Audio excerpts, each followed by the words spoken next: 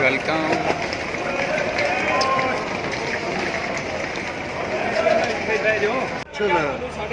दिल करता नहीं जाए पर मजबूरी है, वीज़ा 10 दिन का मिला है गुरुद्वारे की तरफ। ये मेरा अपना मुल्क है। मैं रावलपिंडी का जिला झेलम तहसील चकवार का रहने वाला हूँ। अभी मैं दिल्ली में रहता हूँ।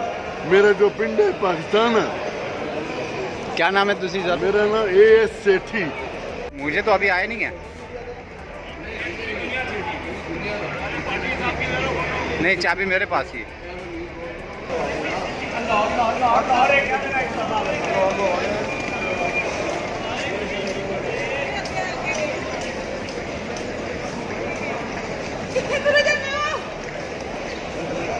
कैसा लग रहा है? बहुत अच्छा, बहुत अच्छा। जब और कैसे गए? बहुत अच्छा लगा।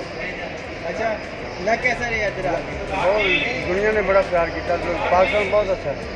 अच्छा, पाकिस्तान लोग भी चंगे हुए? बहुत लोग पाकिस्तान सारा चंगा। अच्छा, कैसा लग गया इधर बैसाखी मेरा तुम अटेंड किया आगे? ठीक है, कितने कितने गए थे? पहले गए पंजाब साहब, फिर गए ननकाना साहब, फिर लाहौर तो वापस हम वापस जा रहे। बहुत शुक्रिया।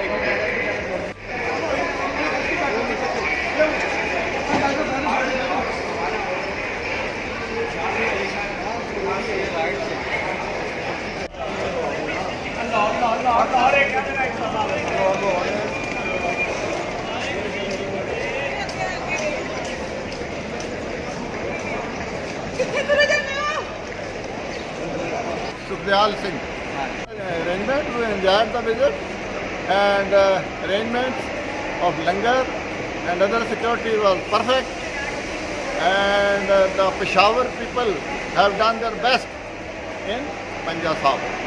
There were shortcomings which you must highlight, that is cleanliness in the bathroom, shortage of bathroom and latrines were not functioning properly.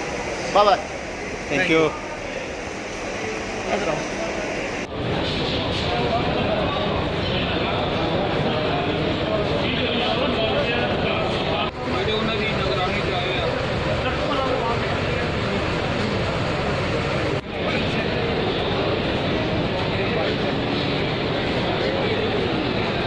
मेरा नाम सुखविंदर सिंह बटालवी, मेरा शहर बटाला डिस्ट्रिक्ट गुरदासपुर।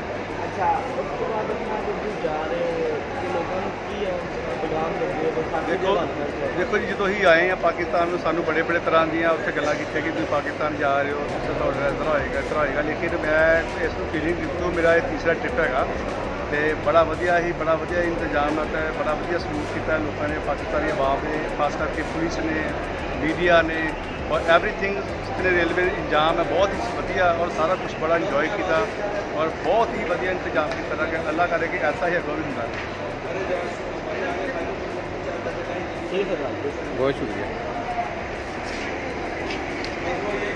पूरी दुनिया में पाकिस्तान की जानब से ये वाज़ेह पैगाम है, खैर फगाली और अमन पाकिस्तान चाहता है।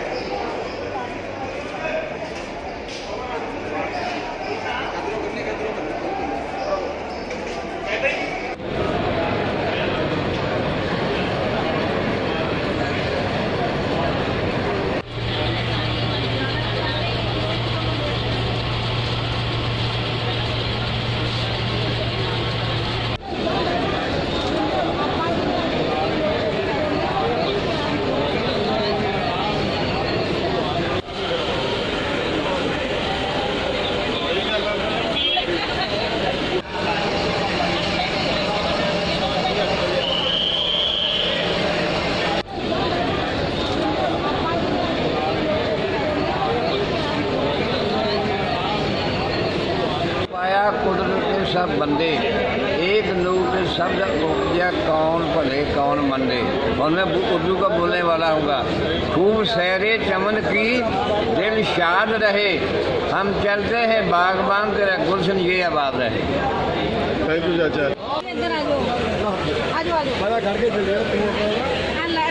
जीत ला जाओ, जीत ना रहो।